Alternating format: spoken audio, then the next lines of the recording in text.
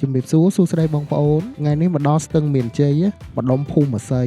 មកផ្ទះនំបញ្ចុកខួរក្តាមសាច់ចិញ្ច្រាំ3ចំនួនសាខាទី3ខ្ញុំម៉ួយនំបញ្ចុក3ចំនួនហ្នឹងយូរហើយតាមញ៉ាំគ្រប់សាខាហ្មងតែសាខានេះធ្លាប់បានមកញ៉ាំម្ដងពីរដងដែររសជាតិឆ្ងាញ់គ្រប់សាខាហ្មងសំខាន់តម្លៃសមរម្យពិសេសហ្មងនំបញ្ចុកធម្មតាមួយចានត្រឹមតែ6000ហ្នឹងហើយបើយើងចង់ថែមបន្លែថែមប្រហិតថែមសាច់ថែមគ្រូក្តាមអីចឹងដូចជាមួយចានតែ2000ទេណាខ្ញុំមកញ៉ាំម្ដងណាក៏ខ្ញុំថែមអាសាច់ជ្រាំមូលនេះដែរវាជាតិសាច់ហ្នឹងដាក់មួយម៉ាត់ហើយចង់ញ៉ាំមួយម៉ាត់ទៀតហ្មងនំបញ្ចុកស្រស់សំខាន់គឺទឹកកាពិហើយតែទឹកកាពិកន្លែងគាត់ណាថែមតែ7ទុំហើយដាក់ម្ទេសមកបន្តិចមកឆ្ងាញ់ហ្មងហើយសម្រាប់នំបញ្ចុកស្រស់ខ្ញុំហៅនេះខ្ញុំហៅធម្មតាណាប៉ុន្តែមានសាច់ច្រើនមុខណាធម្មតាតម្លៃ6000ហ្នឹងមានប៉ាតេប្រហិតត្រីខួរក្តាមឈាមមានសាច់ជ្រូកទៀតច្រើនមុខហ្មងចង់និយាយថាតម្លៃហ្នឹងមិនងាយរកបានទេណា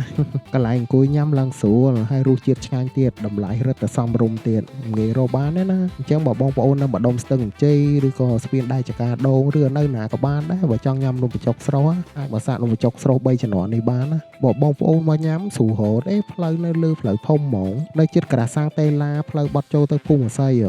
ផ្លាកហាងគាត់ដាក់ធំហ្មងផ្ទះនំបញ្ចុកខួរក្តាមសាច់ចិញ្ច្រាំ3ចំនួនសាខាទី3អញ្ចឹងសម្រាប់ទីតាំងច្បាស់លាស់ខ្ញុំដាក់ Google Map ជូនអរគុណសូមជម្រាបលាបាយបាយ